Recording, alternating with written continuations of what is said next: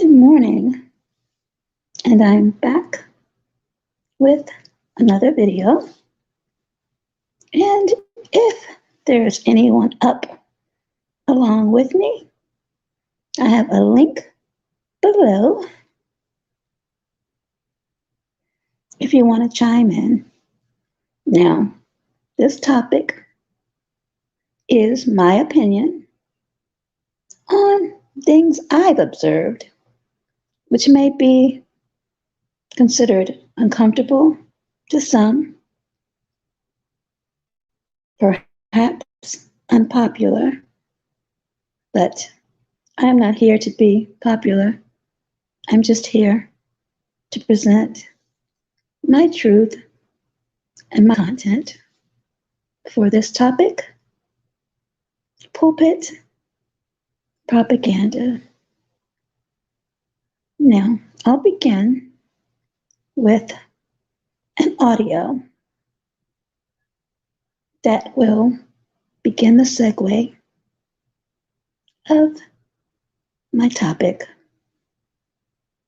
The rage with no end in sight. How can we go forward with this toxic political culture? How can we go forward with the economy that continues to react to real life? The state of Maryland launched its COVID vaccine publicity campaign Friday morning. It's called GoVax. It's a public education effort, and it's focused on addressing vaccine hesitancy, especially among the minority community and underserved populations. An aggressive grassroots public outreach campaign to promote vaccine confidence and to urge Marylanders to get vaccinated. Continues to rage with no end in sight. How can we?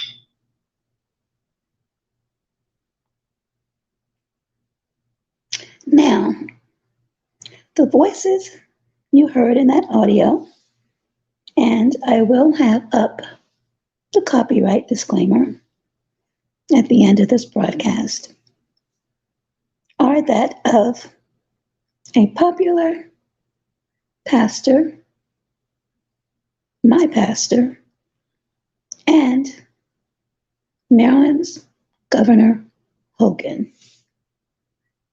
The audio of the pastor was last year, prior to the election and the ushering in of the new administration. Now, many churches I've attended as a guest or a member, I had never heard of politics being inserted. Not until last year. And every sermon, there was a portion where voting was pushed, which I have absolutely no problem with that. I believe if you have a right, you should exercise it, as well as your opinions, which I'm doing. But at the same time, I do not believe that one should push a biased opinion on many.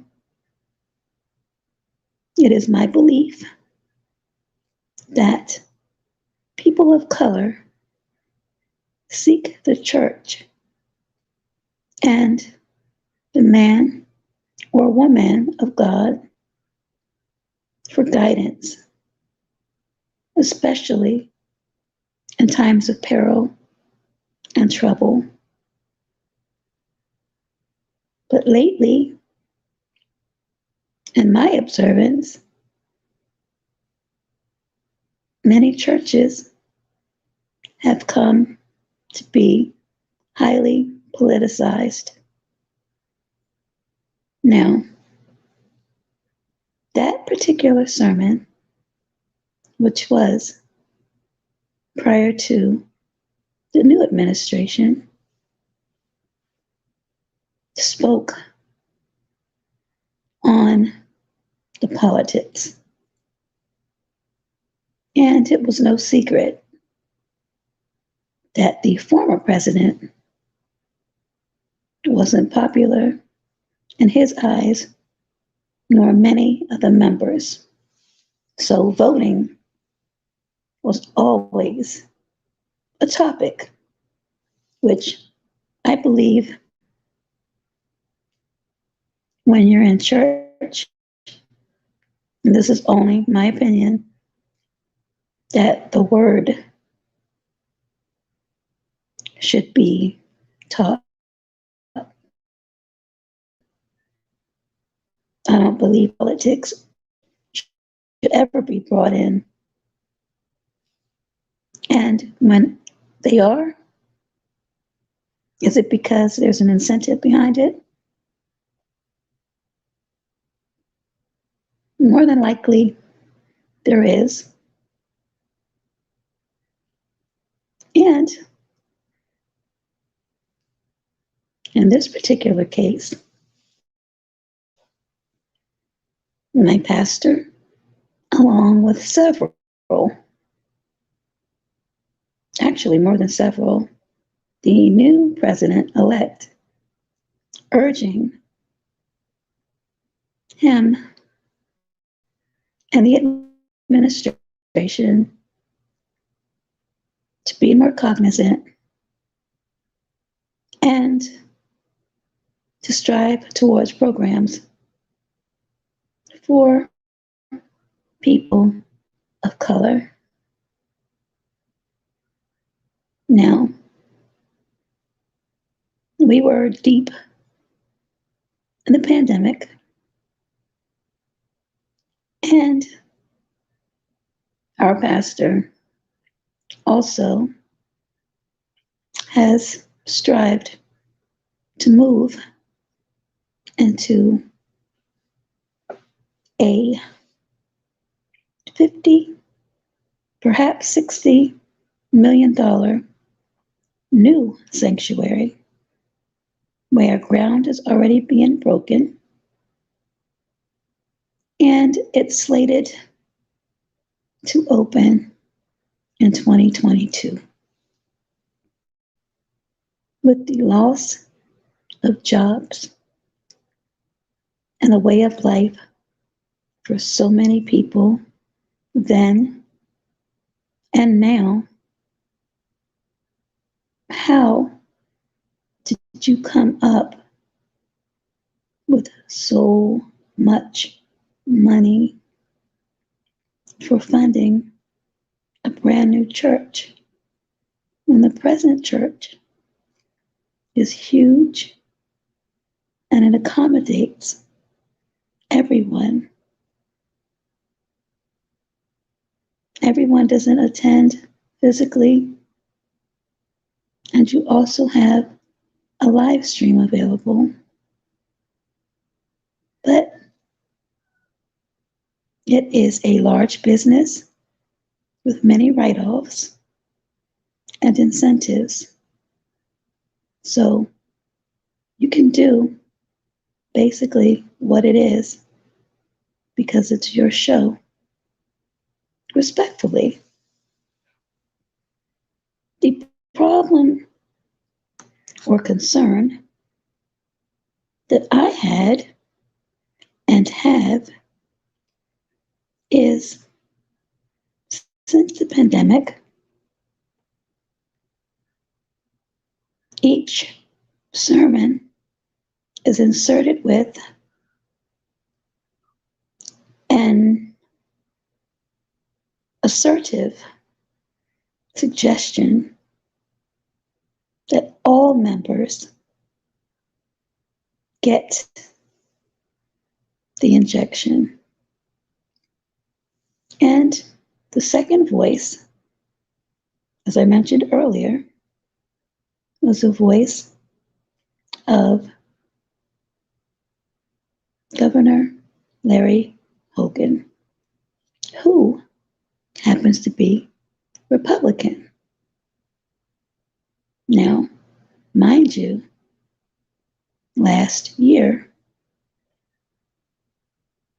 the propaganda was Democrat.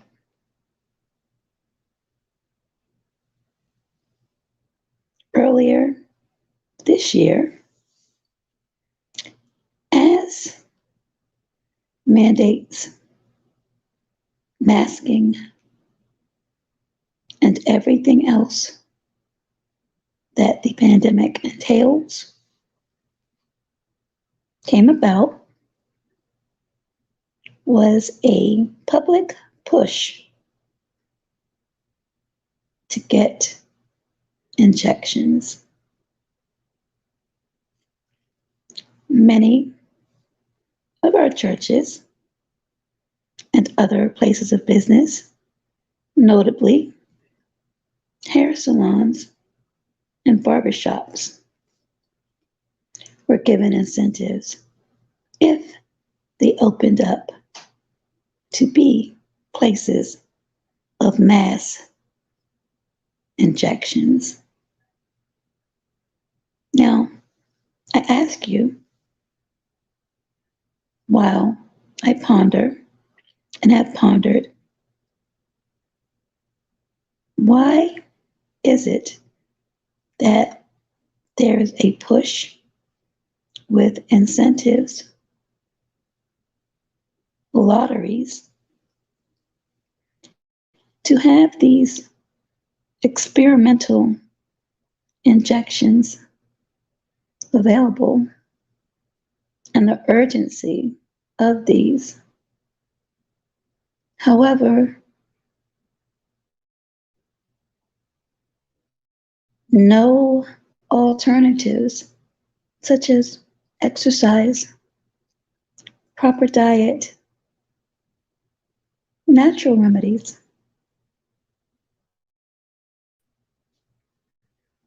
In the Bible, people lived on God's food, seeds, plants, water. But you don't hear of those things in certain churches from the men and women behind the pulpit. This particular pastor, which I actually enjoy the word, but my discernment, which is really strong, led me to observe just a little bit more. Because when I first joined, I joined the health ministry because of my personal health issues. And since the pandemic, we have had no meetings, no emails, no phone calls. However, suggestions of getting injections. And when I sent one of the reverends an email asking about incorporating that into a teaching, I never received a response. Ever. Not only that, the current church that we're in is connected by lease to one of the largest governmental healthcare agencies. Is that not a conflict of interest? And if it isn't legally, is it morally? Is there a correlation between the two, a lease and propaganda to push what so many have pushed and continue to push. Sunday's sermon was entitled, God Sees. I believe in that. But right on time, just before the benediction, we were told that a popular pastor friend had passed away from C19. Now, most of us by now have known someone who contracted this. Many have said to have succumbed. Now, the question is, were there underlying conditions?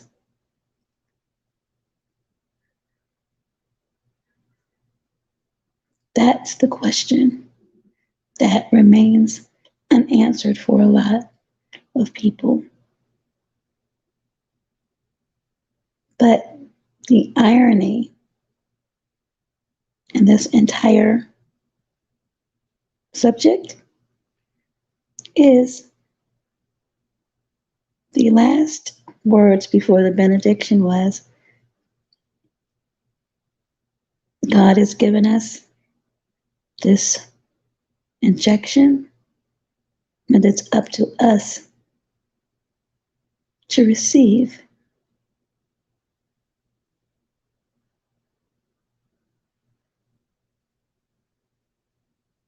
This pastor and the First Lady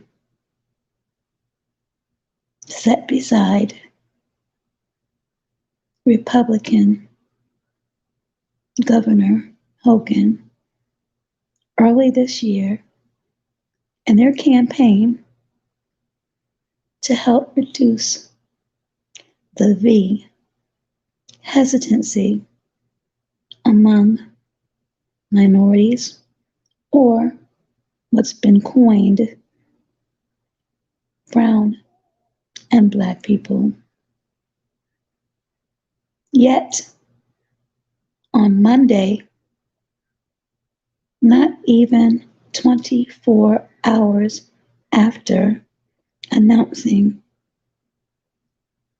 a popular pastor friend passing away from C19, the governor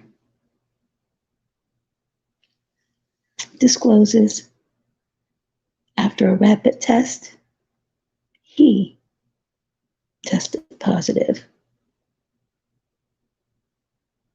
Does that make you feel more comfortable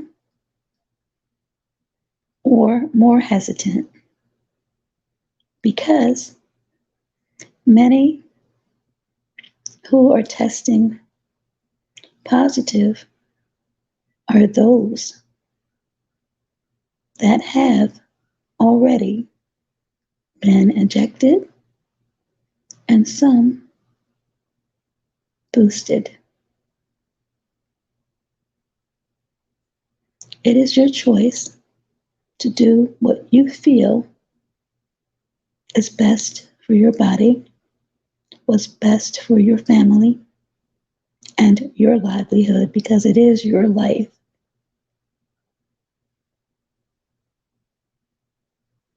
But I implore you to research, follow the money and politics. You might be surprised who may have contracts, leases, or may sit on the boards of certain companies, but are leading you with prayer and the word.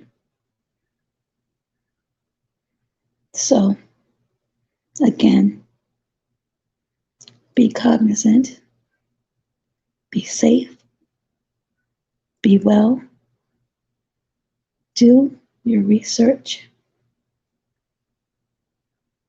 strengthen your immunity by the proper vitamins, natural teas. If your physician, and again, research after you speak to your physician, says it's okay, because some supplements and teas may interact if you are already on a prescription medication for an ongoing condition. That said, take good care of yourselves and each other. Keep that third eye, which is the eye of discernment, which we all have, open, and just observe this winter, this holiday season, how so many people in the public eye are disclosing they've tested positive. Have they? Is it a smoke screen? I don't know. I wasn't there to observe the results of a test. Sometimes you have to connect dots and look at agendas. If you relied on natural remedies and there is no need for a vial full of pills, Big Pharma wouldn't be needed. And you should know Big Pharma is $1 billion business. It doesn't take a rocket scientist. Until next time, good night. And drop a comment if you should desire. I'd love to hear your feedback.